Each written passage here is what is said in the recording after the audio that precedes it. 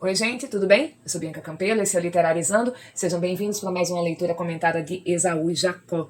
Na nossa última leitura, a gente viu que Flora tem tido alucinações com os rapazes da família Santos. Ela escuta a voz deles quando eles não estão por perto, ela escuta a voz de uma figura só, como se os dois rapazes se tornassem uma só pessoa, e às vezes até mesmo ela visualiza essa figura de uma só pessoa que unifica esses rapazes. A Flora sabe que é uma obra da sua mente, ela não está ali desconectada da realidade, mas ela tem tido esses episódios em que essa imaginação descola a Flora do mundo real e cria coisas que não estão lá. Como será que esse elemento vai se desenvolver na sequência da narrativa, é o que a gente vai terminar descobrindo nos próximos capítulos. Então, agora a gente retoma a leitura no capítulo 84, O Velho Segredo. Natividade dormiu tranquila em Botafogo, mas acordou pensando nos filhos e na moça de São Clemente. Viera reparando nos três. Parecera-lhe antes que Flora não aceitava um nem outro, logo depois que os aceitava a ambos, e mais tarde um e outro, alternadamente. Concluiu que ainda não sentiria nada particular e decisivo. Naturalmente iria, com os tempos, a ver qual destes a merecia deveras, de verdade. Eles é que pareciam sentir igual inclinação e igual ciúme. Daí alguma possível catástrofe. A separação não suprimiria tudo, mas, além de que separadas, as famílias, nem tudo seria presente a seus olhos. As visitas podiam ser menos frequentes e até raras. Tinha, assim, o que quisera. O afastamento de Flora do espaço ali em que os dois rapazes estão vai diminuir as vezes em que eles vão encontrar. Natividade tem esperança de que a possível catástrofe dessa rivalidade entre os irmãos não se concretize com Flora não estando ali no convívio cotidiano dos dois irmãos, tá? Ao demais, ia chegando o tempo de ir para Petrópolis. Propriamente chegara. Natividade cuidava de subir com os filhos. Sempre haveria lá no alto damas elegantes, diversões, alegria. Podia ser até que eles achassem noivas, e bastava uma para um. O que ficasse sem ela teria a liberdade de desposar Flora. Cálculos de mãe. Vieram outros que os modificaram e outros que os restauraram. Quem for mãe, que lhe atire a primeira pedra. Novamente, a gente tem aqui no fechamento do parágrafo uma paródia de um texto bíblico, mas aqui o que é esse cálculo, né? Essa expressão vai ser muito usada no século XIX. Plano, gente, é um plano. É o planejamento que ela está fazendo ali, em que ela está calculando possibilidades, avaliando as possibilidades do desenvolvimento de certas interações sociais e pensando como manipular essas interações em favor de um determinado desfecho que ela pretende, tá? É isso que é o cálculo de que se vai falar e que será dito como sendo uma coisa muito típica das mulheres no século XIX. Nenhuma outra mãe atirou a primeira pedra à nossa amiga. Quero crer que a razão disso não foi senão a própria descrição de Natividade. Suspeitas e cálculos iam ficando no coração dela. Calou tudo e esperou. Ao cabo, Flora gostava cada vez mais de Natividade. Queria-lhe como se ela fosse sua mãe, duplamente mãe, uma vez que não escolhera ainda nenhum dos filhos. A causa podia ser que as duas índoles se ajustassem melhor que entre Flora e Dona Cláudia. A princípio, sentia não sei que inveja amiga, antes desejo, quando via que as formas da outra, embora arruinadas pelo tempo, ainda conservavam alguma linha da escultura antiga. Pouco a pouco, foi descobrindo em si mesmo o introito de uma beleza que devia ser longa e fina, e de uma vida que podia ser grande. Então, olha só, esse ponto é bem interessante. Flora admira muito a beleza de Natividade, mesmo sendo uma beleza que já não é a beleza da juventude, que o tempo já deu uma arruinada. Mas ela tem essa projeção ali de que, poxa, eu queria, quando envelhecesse, ter as feições de Natividade. E elas têm esse ajuste de temperamento, né? Elas se parecem mais em temperamento do que Flora com Dona Cláudia, com a mãe dela, já que Dona Cláudia é aquela mulher muito impositiva, super decidida e que projeta ali através dos seus cálculos uma ação que é política. Ela vai vivenciar isso através do marido, mas ela tem essa força e essa atividade. Flora, ela já tem um temperamento muito mais ensimesmado, muito mais tímido e, de certa forma, em certos aspectos, mais passivo do que a mãe. Flora conhecia a predição da cabocla do castelo relativamente aos dois gêmeos. A predição não era já segredo para ninguém. Santos falara dela em tempo, apenas ocultando a subida de Natividade ao castelo. Emendou a verdade, quer dizer, ele maquiou a verdade, deu um concertozinho ali na verdade, dizendo que a cabocla é que viera a Botafogo. O resto foi revelado em confiança, como ao finado Plácido, e ainda depois de alguma luta, em confiança aqui no sentido de em segredo. 3 ou 4 vezes investiu e recuou, né? O Santos ali querendo falar e segurando o segredo.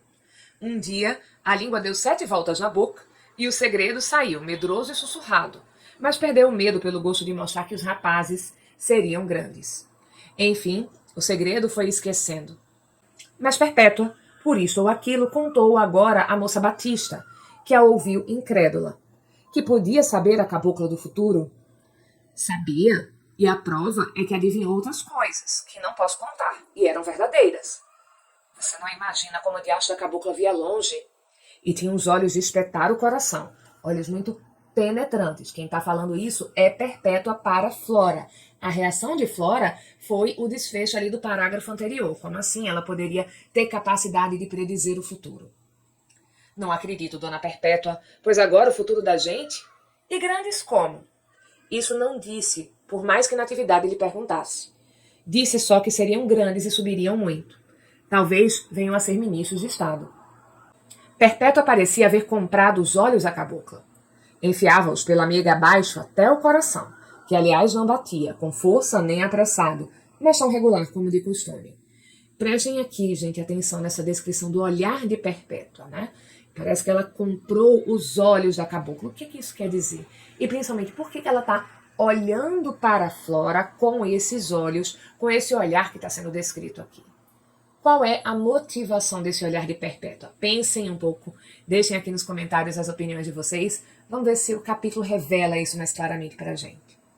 Entretanto, não sendo impossível que os 2 rapazes chegassem aos altos deste mundo, Flora deixou de objetar e aceitou a predição sem outra palavra mais que um gesto.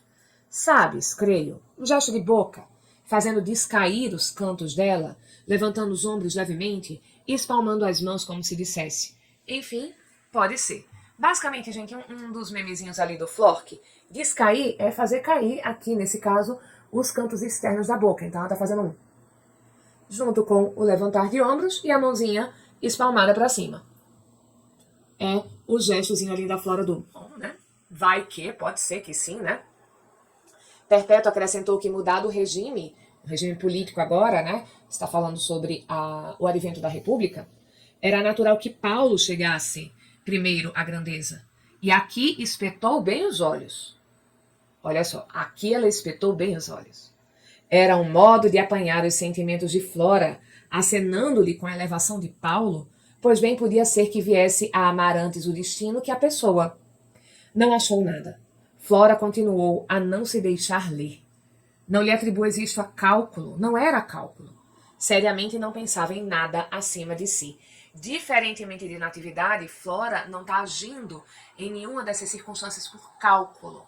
Flora, ela tem até uma postura um pouco egocêntrica, típica de uma pessoa muito jovem e de um temperamento dado a essa imaginação toda. Flora tem um quê de personagem romântico nesse perfil que a gente descobriu aí nos últimos capítulos. E aqui esse quê romântico se reforça, porque Flora, ela não apenas é dada à imaginação, mas ela não pensa em nada acima de si. Então, ela é totalmente voltada para si mesma. É uma figura que está agindo ali de maneira egocêntrica em certos aspectos, alienada em outros, já que ela não se interessa em nada pela questão política, né? Diferentemente da mãe. E a gente pode pensar, quando chega aí esse desfecho do capítulo 84, que os olhares de Perpétua são para investigar a alma de Flora. Ela está tentando ali descobrir se acha alguma pista de quem é o predileto de Flora. Essa menina está gostando de quem de verdade? E ela não vai achar nada porque a gente sabe muito bem, Flora não tem uma inclinação acertada para nenhum dos 2 rapazes. Flora está gostando dos 2 igualmente e isso está sendo uma fonte de grande tormento para ela. Capítulo 85. 3 Constituições. Você crê deveras que venhamos a ser grandes homens? Perguntara Pedro a Paulo antes da queda do Império. Não sei. Você pode vir a ser, quando menos, primeiro-ministro. Depois de 15 de novembro, Paulo retorquiu, então ele retornou, ele devolveu a pergunta e Pedro respondeu como irmão, emendando o resto. Não sei, você pode vir a ser presidente da República. Já lá iam 2 anos. Então, está completando ali 2 anos que houve a proclamação da República. A gente vai estar ali em novembro de 1891. Agora pensavam mais em Flora que na subida. Eles estavam pensando mais em Flora que nessas grandes coisas que eles haveriam de fazer. A boa moral pede que ponhamos a coisa pública acima das pessoas, mas os moços nisto se parecem com velhos e varões de outra idade, que muita vez pensam mais em si que em todos. Há exceções, nobres algumas, outras nobilíssimas. A história guarda muitas delas, e os poetas, épicos e trágicos, estão cheios de casos e modelos de abnegação. Praticamente, seria exigir muito de Pedro e Paulo que cuidassem mais da Constituição de 24 de fevereiro de 1891, a primeira Constituição Republicana do Brasil, durou até julho de 1934, que da moça Batista. Pensavam em ambas, é verdade, e a primeira já dera lugar a alguma troca de palavras acerbas, palavras ácidas, palavras ríspidas. Eles já discutiram por causa da questão política. A Constituição, se fosse gente viva e estivesse ao pé deles, estivesse ali junto deles, ouviria os ditos mais contrários deste mundo, porque Pedro ia ao ponto de achar um poço de iniquidades, de injustiças. E Paulo, a própria Minerva, nascida da cabeça de Jove. Minerva é outro nome, né, o nome romano para Palas Atena, né? E o mito vai dizer que Atena nasce da cabeça de Júpiter. Um dos nomes romanos vai ser Jove. É uma metáfora, gente, para dizer que essa Constituição é a mais justa e a mais sábia possível. Falo por metáfora para não descair do estilo. Em verdade, eles empregavam palavras menos nobres e mais enfáticas, e acabavam trocando as primeiras entre si. Olha só, eufemisticamente, eles usavam palavras agressivas, xingamentos, as palavras menos nobres eram as que eles usavam um contra o outro, tá? Eu estou usando aqui metáforas porque eu estou cuidando do estilo. E vejam aqui de novo, gente, que não temos correspondência exata entre o texto que a gente recebe e os acontecimentos aos quais o texto se refere. A pretensa objetividade que o escritor realista deveria ter não é exercida por esse escritor aqui, porque ele está suavizando como é que eram essas interações entre os irmãos. Na rua, onde o encontro de manifestações políticas era comum e as notícias à porta dos jornais frequentes, tudo era ocasião de debate.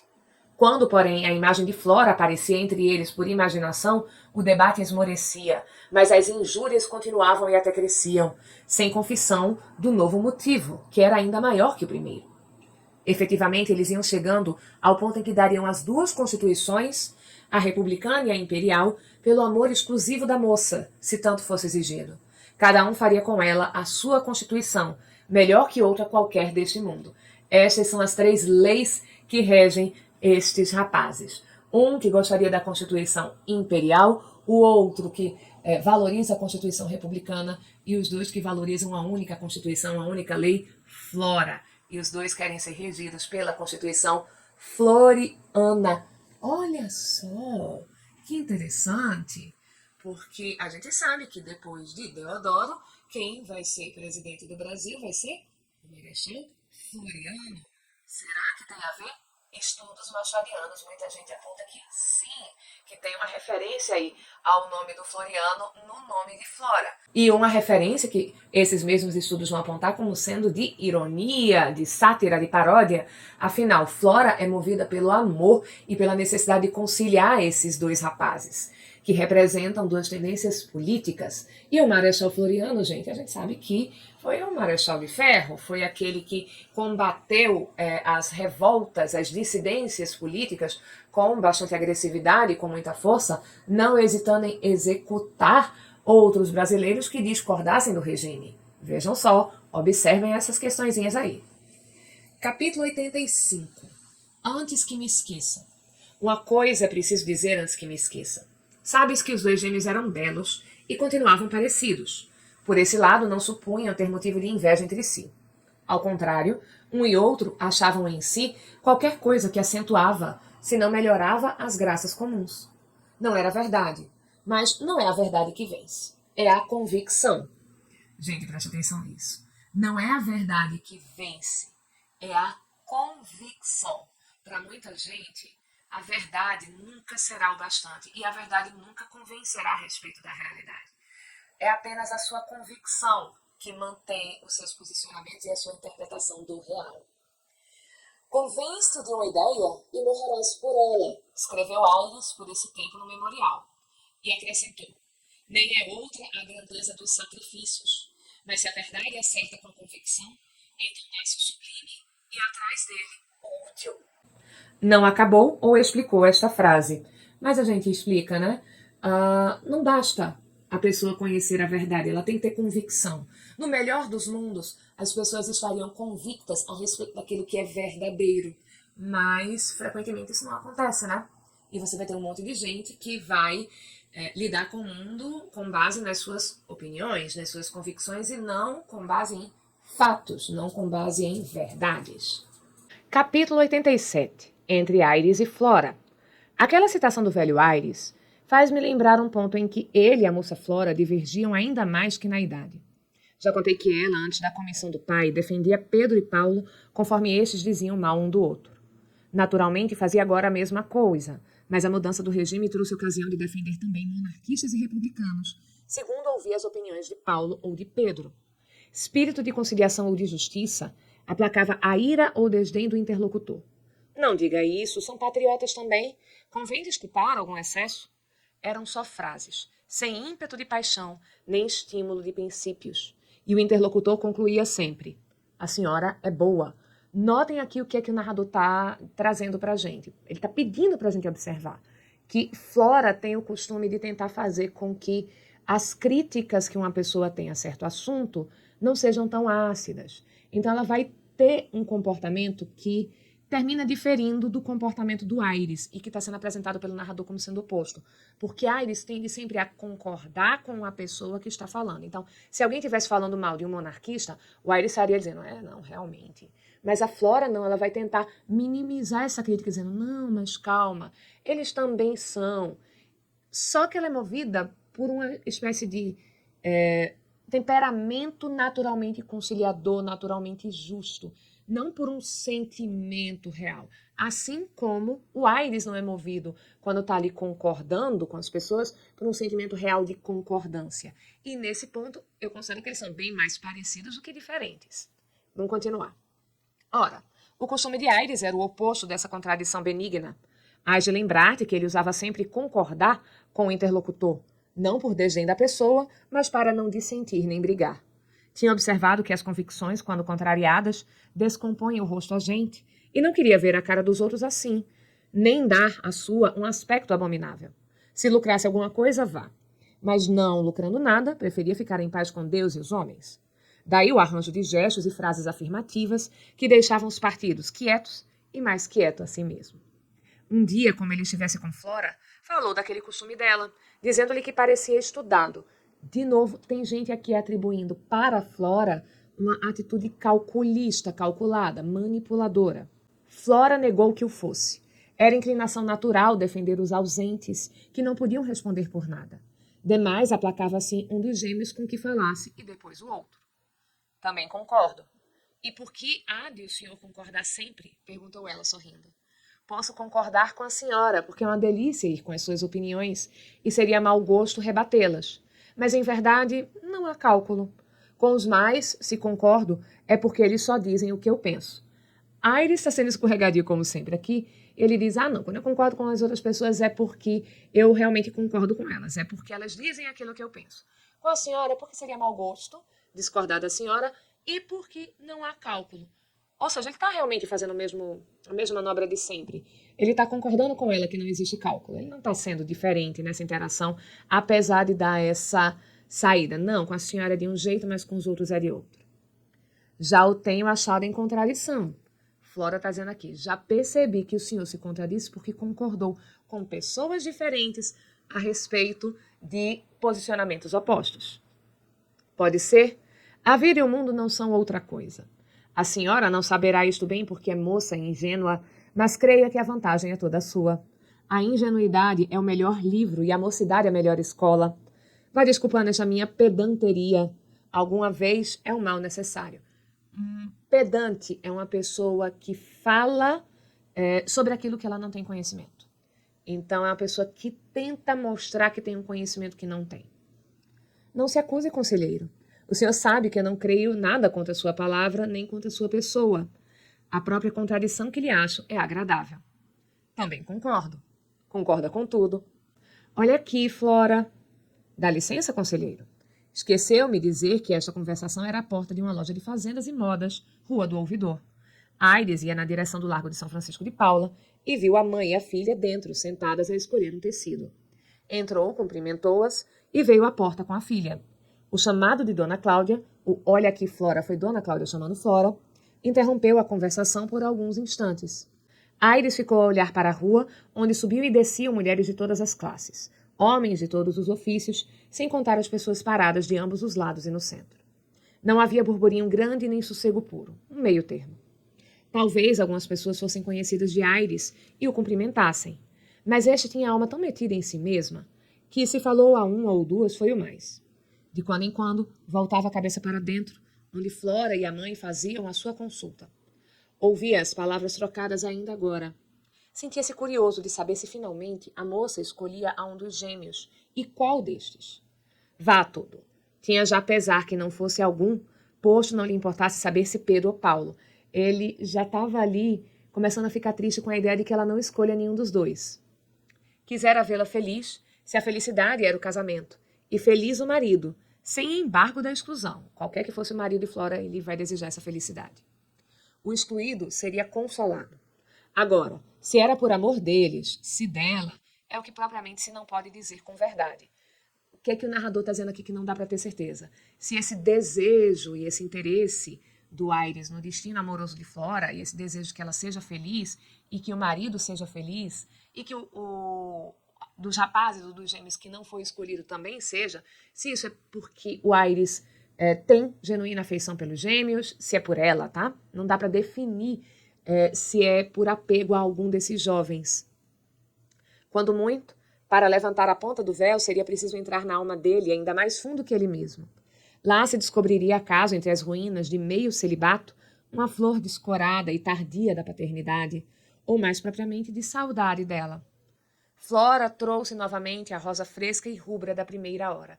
Com Flora, esse desejo de paternidade se rejuvenesceu, não é mais uma flor descorada, como estava ali no final do parágrafo. Não falaram mais de contradição, mas da rua, da gente e do dia. Nenhuma palavra acerca de Pedro ou Paulo. Quando é que Flora trouxe essa alegria novamente? Quando ela voltou para a frente da loja, eles puderam retomar a conversa, tá? Capítulo 88. Não, não, não. Eles, onde quer que estivessem naquele momento, podiam falar ou não. A verdade é que, se nenhum consentia em deixar a moça, também nenhum contava obtê-la, por mais que achasse inclinada. Tinham já combinado que o rejeitado aceitaria a sorte e deixaria o campo ao vencedor. Não chegando à vitória, não sabiam como resolver a batalha. Esperar seria o mais fácil, se a paixão não crescesse. Mas a paixão crescia. Talvez não fosse exatamente paixão, se dermos a esta palavra o sentido de violência. Mas, se lhe reconhecermos uma forte inclinação de amor, um amor adolescente ou pouco mais, era o caso. Pedro e Paulo cederiam a mão da pequena se houvessem de consultar sua razão, e mais de uma vez estiveram a pique de o fazer, estavam ali no limite para fazer isso. Raro lampejo que para logo desaparecia. A ausência era já insofrível, a ausência de Flora já era insuportável para eles. A presença necessária. Se não for o que aconteceu e se contará por essas páginas adiante, haveria matéria para não acabar mais o livro. Era só dizer que sim e que não. E o que estes pensaram e sentiram, e o que ela sentiu e pensou, até que o editor dissesse basta. Seria um livro de moral e de verdade. Mas a história começada ficaria sem fim. Não, não, não. Força é continuá-la e acabá-la. Comecemos por dizer o que os dois gêmeos ajustaram entre si, poucos dias depois daquele sonho ou delírio da moça Flora, à noite, no quarto. Capítulo 89. O Dragão. Vejamos o que é que estes ajustaram. Vinham de estar com Aires no teatro, uma noite, matando o tempo. O tempo, gente, olha só, é esse dragão de que está falando lá no título. Conheceis este dragão? toda a gente lhe tem dado os mais fundos golpes que pode. Ele esperneia, expira, morre e renasce. Assim se fez naquela noite. Não sei que teatro foi, nem que peça, nem que gênero, fosse o que fosse. A questão era matar o tempo, e os três o deixaram estirado no chão. Foram dali a um restaurante. Aires disse-lhes que antigamente em Rapaz acabava a noite com amigos da mesma idade. Era o tempo de Offenbach e da opereta. Offenbach, gente, é Jacques Offenbach. Ele era um músico, compositor de operetas, tá? Um músico francês. Contou anedotas, disse as peças, escreveu as damas e os partidos. Quase deu por si repetir um trecho, música e palavras. Aires recordando da juventude dele. Pedro e Paulo ouviam com atenção, mas não sentiam nada do que despertava os ecos da alma do diplomata. Ao contrário, tinham vontade de rir. Que lhes importava a notícia de um velho café da rua Uruguaiana, trocado depois em teatro? Agora, em nada. Um agente que viveu e brilhou, passou e acabou, antes que eles viessem ao mundo. O mundo começou 20 anos antes daquela noite e não acabaria mais, como um viveiro de moços eternos que era. Os meninos não gostam muito de histórias de antigamente. Aires sorriu, porquanto, pois, ele também assim cuidou, ele também assim pensou aos 22 anos de idade, e ainda se lembrava do sorriso do pai, já velho, quando lhe disse algo parecido com isso. Mais tarde, tendo adquirido do tempo a noção idealista que ora possuía, compreendeu que tal dragão era juntamente vivo e defunto. Gente, é o dragão de Schrödinger, tá vivo e morto ao mesmo tempo. E tanto valia matá-lo como nutri-lo. Não obstante, as recordações eram doces, e muitas delas viviam ainda frescas como se viessem da véspera. A diferença da idade era grande, não podia entrar em pormenores com eles. Ficou só em lembranças e cuidou de outra coisa. Pedro e Paulo, entretanto, receosos de que ele os adivinhasse e compreendesse o desprezo que lhes inspiravam as saudades de tempos remotos e estranhos, pediram-lhe informações, e ele deu as que podia sem intimidade, não aprofundou muitos detalhes, principalmente os detalhes pessoais. Ao cabo, a conversação valeu mais que este resumo, e a separação não custou pouco. Paulo ainda lhe pediu ao Offenbach, Pedro, uma descrição das paradas de 7 de setembro e de 2 de dezembro. Vamos lembrar, Paulo, sendo um republicano, pediu mais informações sobre esse artista de antigamente. Pedro, sendo monarquista, pediu que ele falasse mais sobre os desfiles do 7 de setembro, comemoração da independência, e 2 de dezembro, gente, era o aniversário do imperador Dom Pedro II. Então tinha uma parada militar, tinha um desfile militar na comemoração do aniversário de Dom Pedro II.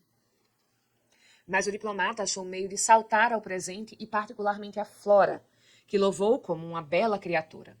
Os olhos de ambos concordaram que era belíssima. Também louvou Aires as qualidades morais e a finura do espírito, tais dotes que Pedro e Paulo reconheceram também, e daí a conversação e, por fim, o ajuste a que me referi no começo deste capítulo e pede outro. Porque a gente tem essa digressão muito grande para falar um pouco mais sobre o relacionamento do Aires e dos meninos, para a gente descobrir finalmente qual foi o acordo que esses dois fizeram, qual foi o ajuste que eles fizeram.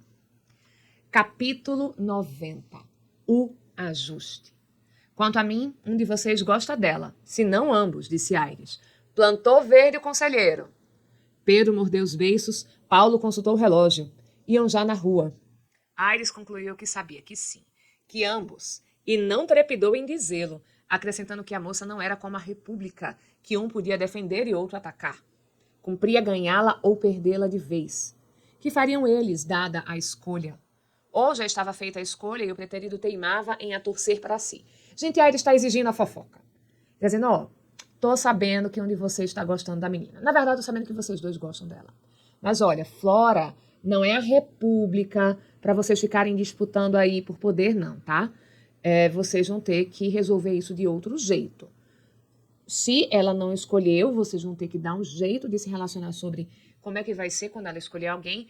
E, na verdade, me contem, ela já escolheu alguém e a gente não tá sabendo? Ó, passa a fofoca aí, como é que tá essa história de vocês aí, né? Me expliquem esse triângulo amoroso. Nenhum falou logo, posto que ambos sentissem necessidade de explicar alguma coisa. Tinham que a escolha não era clara ou decisiva. Outro sim que lhes cabia o direito de esperar a preferência e fariam o diabo para alcançá-la. Tais e outras ideias vagavam silenciosamente neles sem sair cá fora. Lógico, né? Constrangimento danado. A razão, percebe-se, devia ser mais de uma. Primeiro, a matéria da conversação. Depois, a gravidade do interlocutor, né?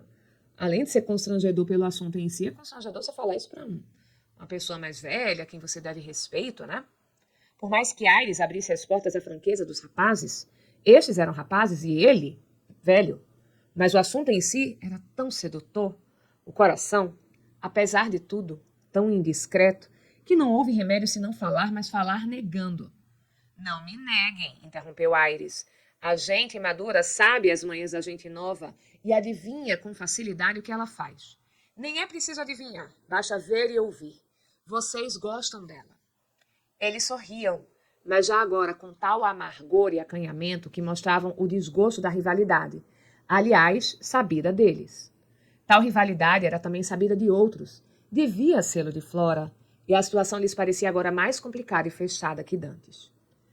Tinham chegado ao Largo da Carioca, era 1h da noite. Uma Vitória de Santos, Vitória é um tipo de carruagem, tá? Uma Vitória lá da família Santos, esperava ali os rapazes a conselho e por ordem da mãe, que buscava todas as ocasiões e meios de os fazer andar juntos e familiares. Teimava em emendar a natureza, a mãe tentando ali corrigir o temperamento dos filhos. Levava-os muita vez a passeio, ao teatro, a visitas. Naquela noite, como soubesse que iam ao teatro, mandou aprestar a Vitória, que os conduziu para a cidade, e ficou à espera deles. Entre, conselheiro, disse Pedro. O carro dá para 3, eu vou no banquinho da frente. Entraram e partiram. Bem, continuou Aires, é certo que vocês gostam dela e igualmente certo que ela ainda não escolheu entre os dois. Provavelmente não sabe o que faça. Um terceiro resolveria a crise, porque vocês se consolariam depressa. Também eu me consolei, rapaz. Não havendo terceiro e não se podendo prolongar a situação, por que vocês não combinam alguma coisa? Combinar quê? Perguntou Pedro sorrindo. Qualquer coisa. Combinem um modo de cortar este nó górdio. E aqui, gente, temos uma referência intertextual. Existe um mito de um cara que foi rei da Frígia, um homem chamado Górdio, que originalmente era um camponês, que teria testado que seria um novo rei da Frígia a pessoa que conseguisse desamarrar um nó que ele usou para amarrar uma carroça dele a uma estátua de Zeus, e que era um nó muito, muito, muito, muito complicado.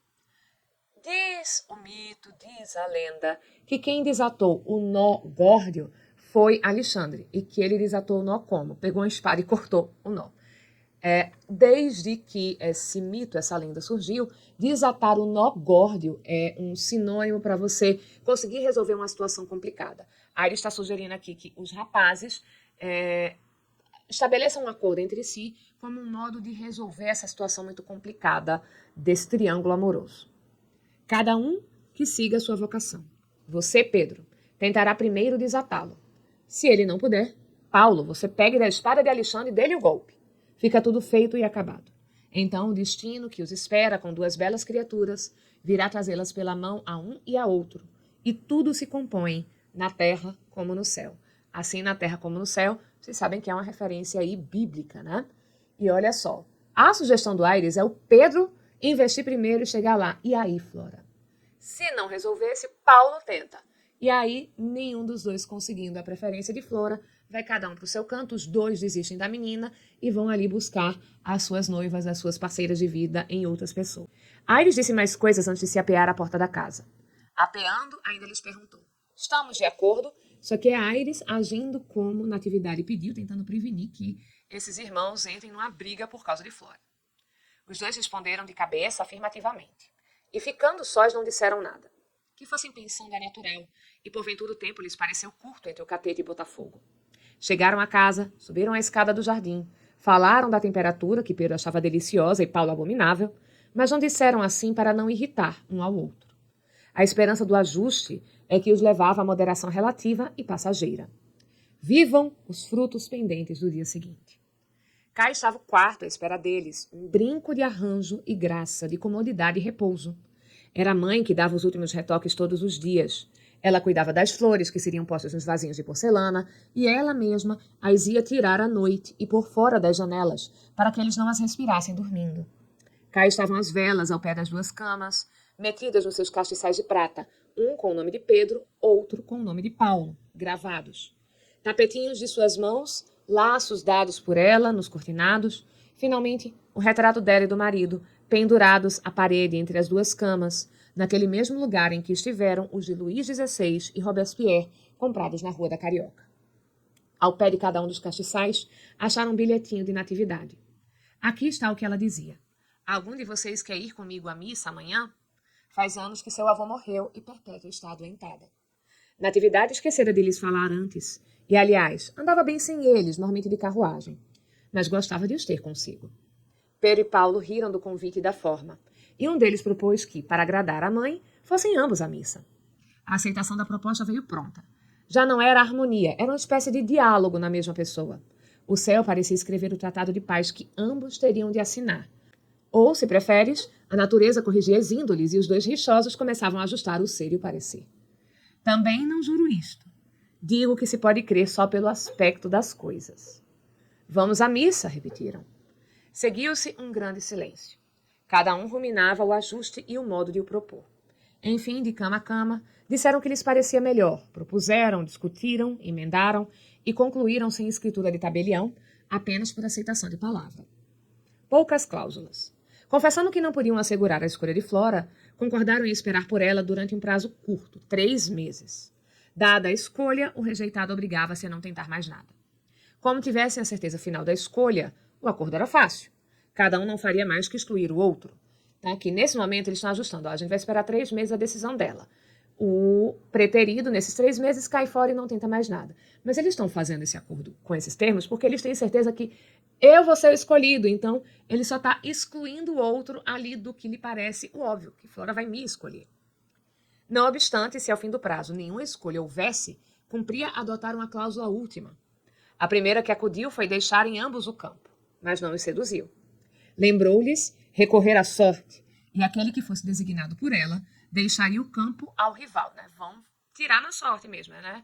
Faz pau ímpar, quem acertar fica ali ainda tentando o amor de fora. Assim passou uma hora de conversação, após a qual cuidaram de dormir. E eles não resolveram o que é que vão fazer, se em 3 meses Flora não decidir por ninguém. E com esse capítulo 90, a gente vai encerrando também esse vídeo. Eu espero que a leitura comentada esteja ajudando você na leitura de Esaú e Jacó, no desenvolvimento das suas habilidades de leitura. Se esses vídeos têm ajudado você, deixa um joinha, compartilha a playlist, compartilha o canal. E eu vejo vocês na nossa próxima leitura que vai acontecer em live. Um beijo e até a próxima.